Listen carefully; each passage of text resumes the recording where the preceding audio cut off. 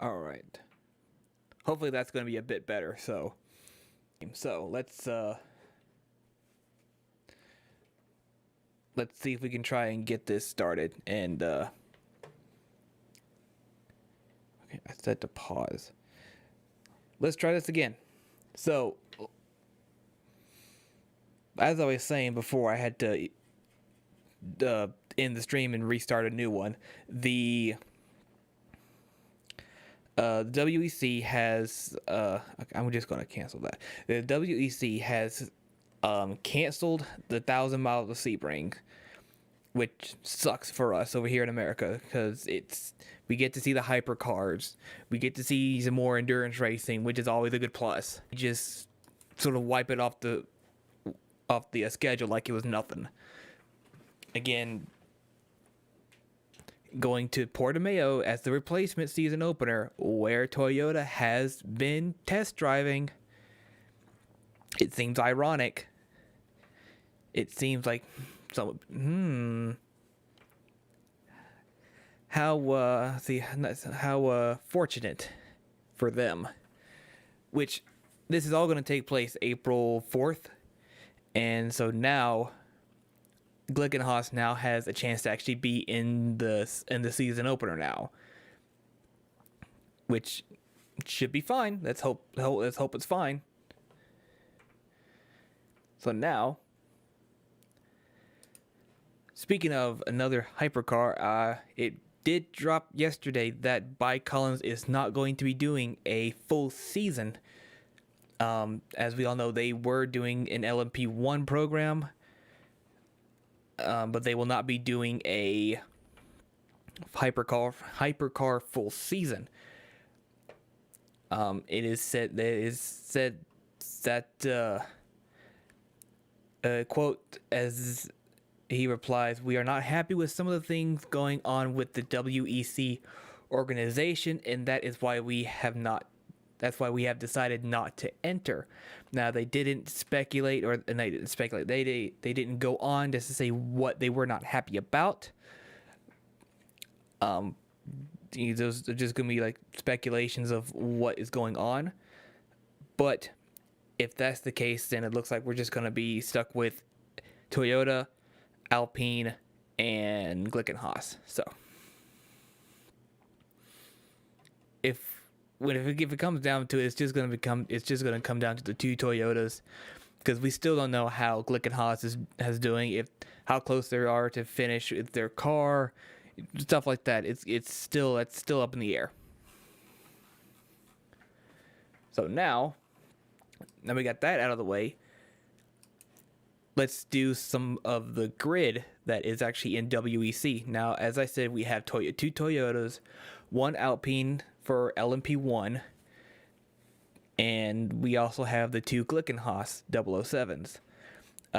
Then we go to the LMP2s, which there is going to be 11 cars. 11 cars going into that group. Next is going to be the GTE Pros. That is going to be consistent of two Ferraris and two Porsches. And then going into GTE AM, that is going to consist of Ferraris, Porsches, and some Aston Martins. So it's going to look relatively similar for this year for the whole group. You're not going to get to like your Mercedes and stuff like that. And it's just going to be your Ferraris, your Porsches, and your Aston Martins. So there you have it. If you want to see the full list of who the team actually are, the WEC does have it. I believe they do have it on their website, or you can go to one of the other motorsport news pages, and they'll probably give you a list. I know motorsports.com, I know they have a season 9 entry list video that you can actually watch. So going on to the American side of things in the IMSA series.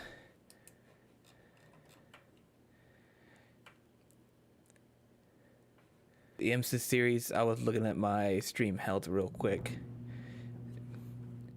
So it looks like it's the Daytona.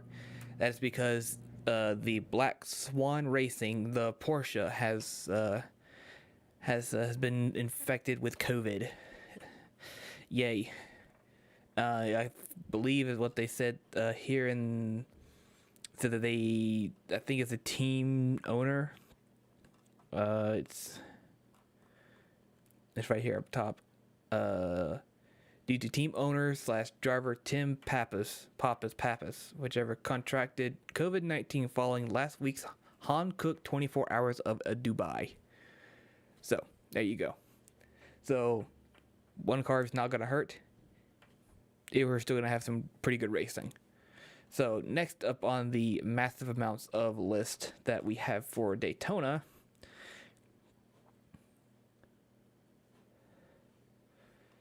we have let's see where we have here. It says that obviously since the World Endurance Championship has officially canceled Sebring, the 12 hours of Sebring, which is what's scheduled.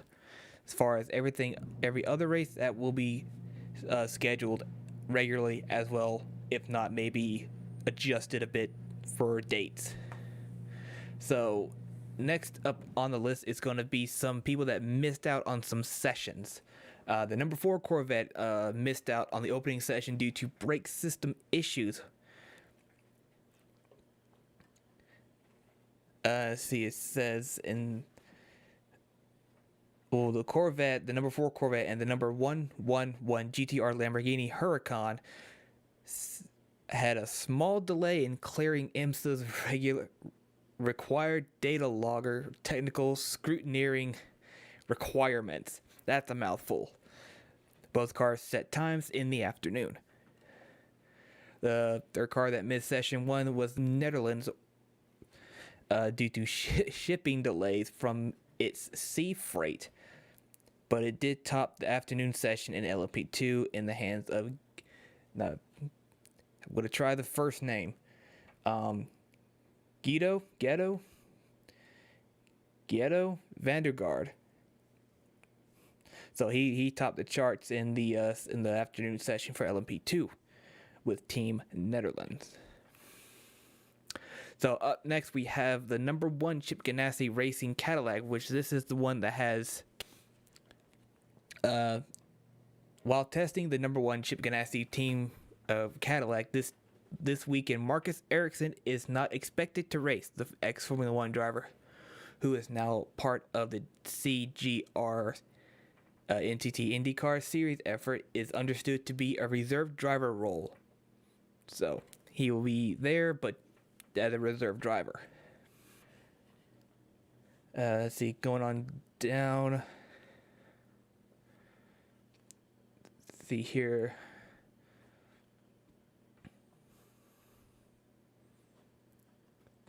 Just going through to see what's something that's nice.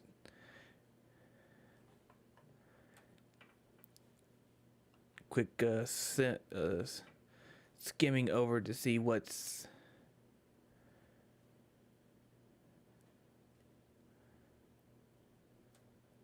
Okay, so here is something from the only, so I believe it's the only Porsche that's in the DTLM squad. That's going to be the WeatherTech Racing Porsche 911 RSR-19. The X911 factory Porsche from last year, according to Cooper McNeil, it's a conglomerate between Porsche AG, Proton Competition, and Core Autosport. So they have a lot of people working out the whole thing and trying to make sure everything is as good as it possibly can.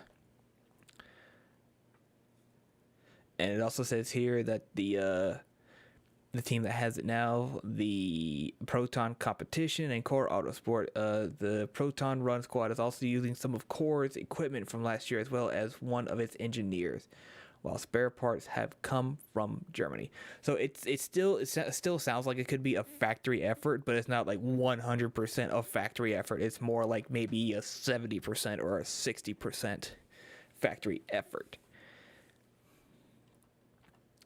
Which so here is which I will say before we go on to the next one, PR1 Matheson Motorsports, their new livery, the Winds livery, is absolutely fantastic.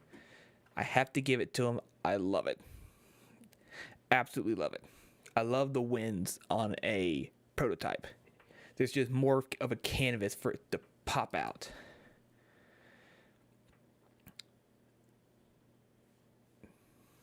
So it looks like that's... Oh, and they also are going to go into their first Le Mans debut for the 24 hours, the PR1 Matheson Motorsport, which is good for them. Best of luck to them. Everybody needs luck in that race. So it looks like that's going to be sort of the end of the big news that's going to be in the Rolex. Some of the more highlighted stuff.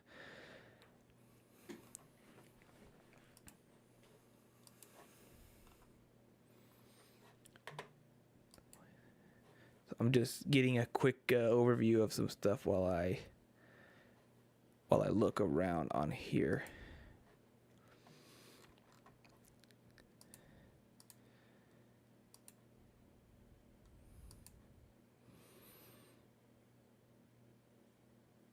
Let me try that. Maybe that might help a bit.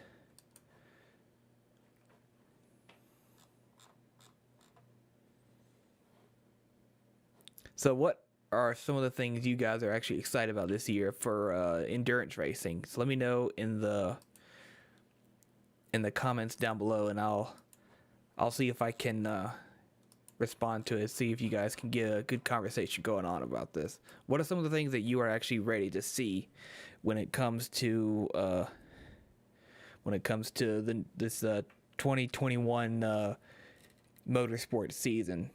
Are you excited for the hypercars to come to the motorsport world, or were you still in love with the LMP1s? Let's see here. Can you wait for the new LMDHs that are going to be basically the same thing but here in America? So let me get your opinions about that. Let me know what you're thinking.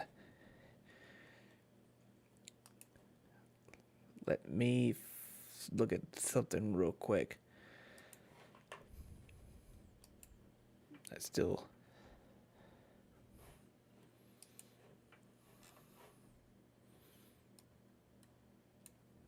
So a short today. That's basically the same. Basically it. I just wanted to kind of go over some of the things that I have read from the Daytona 24 hours of Daytona, roar before the 24, kind of the practicing and kind of shakedown and whatever that is going on.